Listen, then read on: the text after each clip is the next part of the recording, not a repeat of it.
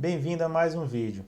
Se ao final você tiver gostado, não esquece, deixa o like, se inscreve no canal, comenta aí embaixo o que você achou ou propõe temas para novos vídeos.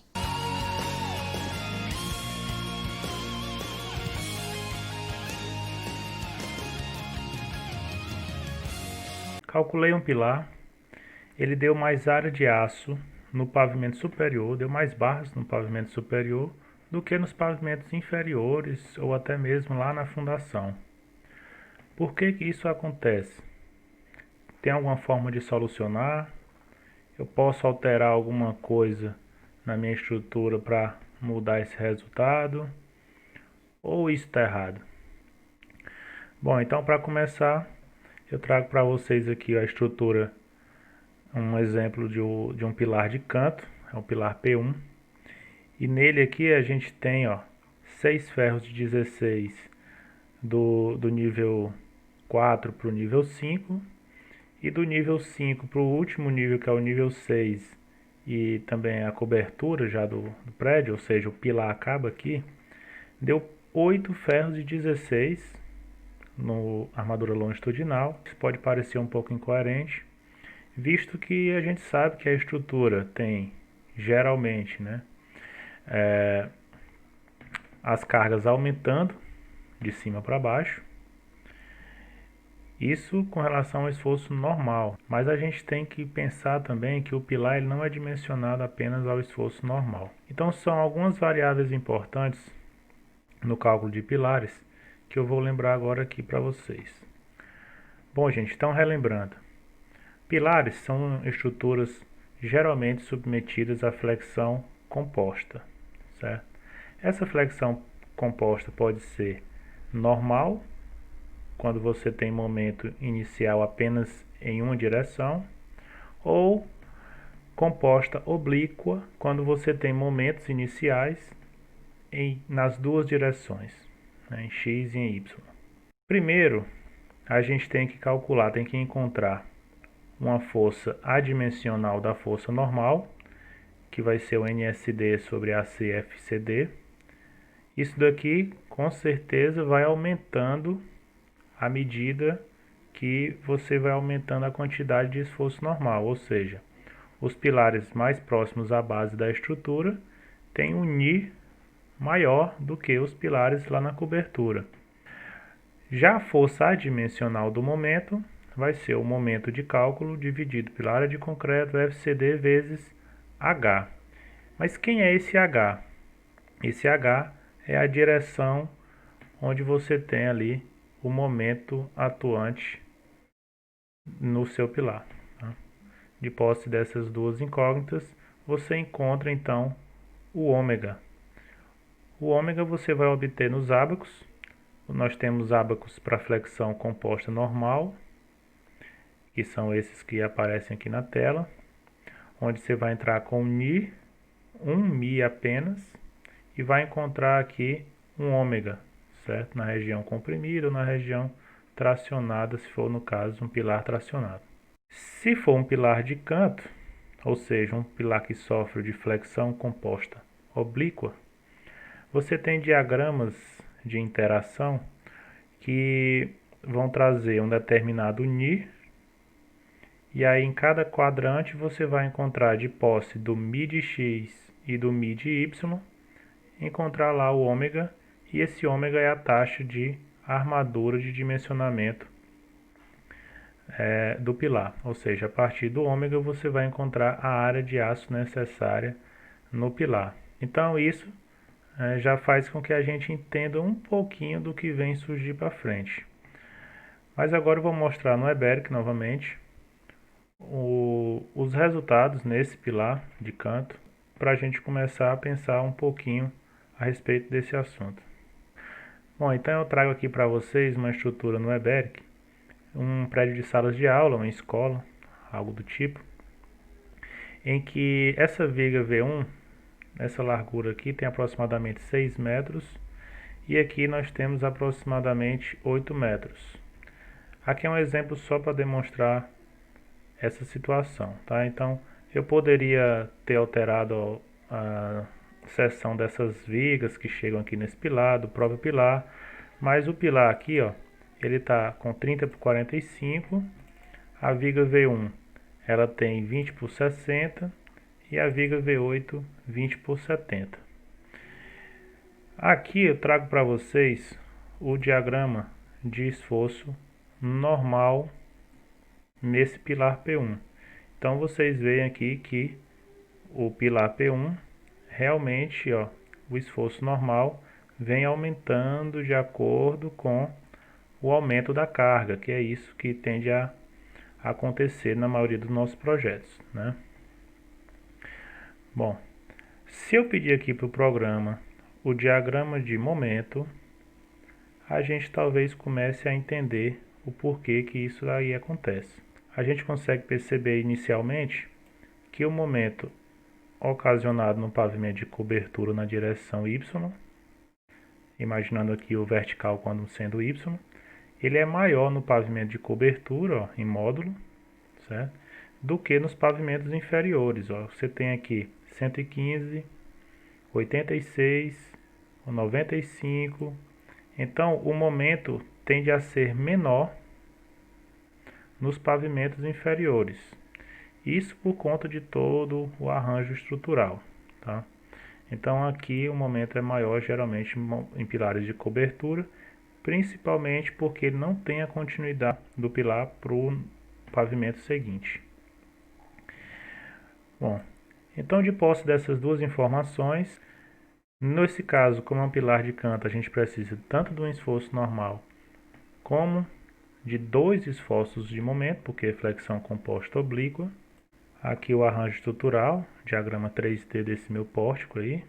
Ainda não está finalizado esse cálculo, é mais para exemplificar aqui. Aqui o 3D da armadura, ó, vocês notam que até o pilar, até a penúltima viga você tem 6 barras de 16 e no pilar superior aqui, ó, que é o pilar de cobertura, você já tem aqui no caso 8 barras de 16 nesse trecho do pilar. Então vamos unificar as duas coisas agora. Voltando aqui na teoria, eu vou fazer uma simulação com dois valores estimados de Ni e Mi correspondentes ao pavimento de cobertura e ao pavimento logo abaixo. Eu vou supor então que o pavimento de cobertura tem um Ni menor, 0,8, e um Mi correspondente ao momento maior, supondo também 0,5. Quando eu faço a interação normal e momento, eu encontro o valor de ômega de aproximadamente 1,3. Só olhar a curva aqui, parte da compressão, você encontra o valor da taxa mecânica de armadura. Já no pavimento inferior ao da cobertura, o Ni já tende a ser maior, vou estimá-lo em 0,9, e o Mi, como deu para perceber lá no diagrama do EBEC, mas pode ser feito também no F-Tool, menor. Então vou chutar aqui 0,4. Tá? 0,4. Olha só, nesse caso o ômega já deu menos do que 1,1, deu mais ou menos 1,10 alguma coisa, bem próximo de 1,1. De qualquer forma, deu para ver que a taxa mecânica no pavimento de cobertura deu maior do que a taxa mecânica no pavimento logo abaixo, a cobertura. Então agora está mais do que explicado o porquê de encontrar mais aço em cima do que embaixo, que tem mais esforço normal. Sendo assim, o pilar tem que ser dimensionado toda a sua prumada, de trecho a trecho de pilar, levando em consideração esforço normal e esforço momento. Dessa forma, pode ser que em pilares de cobertura que tem esforço normal menor, apareça no cálculo, tanto utilizando o software como utilizando cálculos manuais, você encontre uma taxa de aço maior, ou seja, uma quantidade de aço maior nos pavimentos de cobertura ou até mesmo próximo à cobertura do que em pilares lá na base. E o que fazer para quando isso acontece? Eu já sei que isso daí é correto, pode acontecer, por conta da metodologia de cálculo dos pilares. O que fazer para que isso não ocorra? Tem alguma forma? Bom, tem algumas formas para tentar solucionar o problema.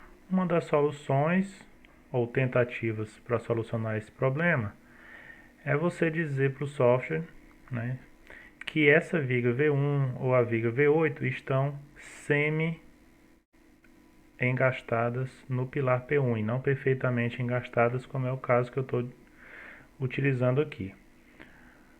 Isso dificilmente vai fazer com que a armadura diminua nesse pilar, tá? Porque há um limite de redução do momento negativo da viga com o pilar. Outra situação é você aqui na hora do detalhamento, na hora da uniformização da armadura, percebam aqui que o meu pilar P1 está dividido aqui ó, em 6 níveis, nível de fundação, nível de térreo, pavimento e tal. E aqui ó, desde a fundação até o pavimento tipo 3, aparecem apenas 6 ferros de 16, somente no nível de cobertura que aparecem 8 ferros de 16. Como eu mostrei anteriormente, isso está correto, isso não está errado. Embora muitos engenheiros, ao ver uma situação desse tipo, ao se deparar com isso, ou até mesmo receber um projeto desse jeito, pode pensar, esse calculista calculou o prédio de cabeça para baixo. Como é que um pilar dá mais aço em cima do que embaixo? Isso de certa forma foge um pouco do comum, mas não é uma situação atípica. Pode acontecer e acontecem em muitos projetos, principalmente nos pilares de canto ou nos pilares de extremidade. Vai depender muito da sua concepção estrutural, de quanto que está indo de momento inicial para esse pilar, tá? Fazendo com que a excentricidade fique muito alta em alguns pavimentos, levando assim o momento de cálculo final a ser bem alto diante do esforço normal que você tem, tá? Então, já sei que a situação é essa, o que fazer? Mando o projeto desse jeito, né? Detalho ele a 6 ferros de 16 do arranque até o penúltimo pavimento e só no último pavimento com 8 ferros de 16, ou eu igualo todo pelo cálculo do último pavimento. Bom, no caso desse meu projeto, ele tem 4 pavimentos. Então, eu tenho que resolver. Você que tem que resolver, que está calculando a estrutura. Vou mandar o projeto desse jeito, com 6 ferros de 16 até o penúltimo pavimento e somente no último pavimento 8 ferros de 16, ou eu igualo toda a armadura. No software, isso é bem fácil de fazer, tá? Aqui no Eberic, por exemplo, você pode vir aqui nesse botão uniformizar pela maior e ele vai colocar todos os níveis com 8 ferros de 16. Isso vai gerar uma economia menor, óbvio, você vai gastar mais aço.